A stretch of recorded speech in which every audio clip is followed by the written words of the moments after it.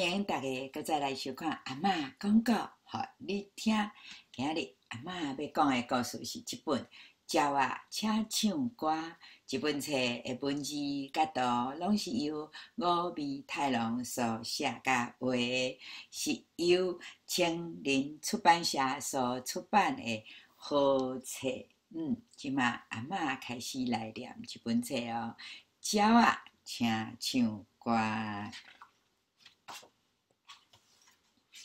鸟仔的歌声足好听的，互人听了满心的欢喜，变甲心情足好的。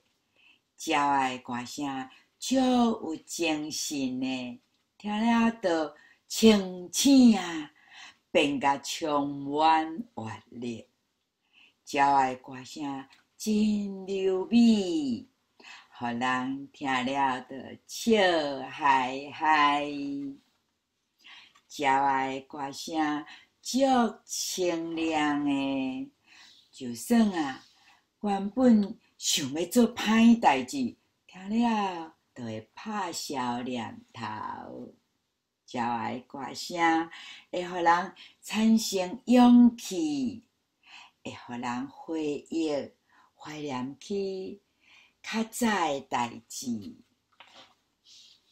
会互人想要跳舞，也阁会互人想要斗阵唱歌。是鸟仔，伊嘛飞到你遐去啊！故事讲完了。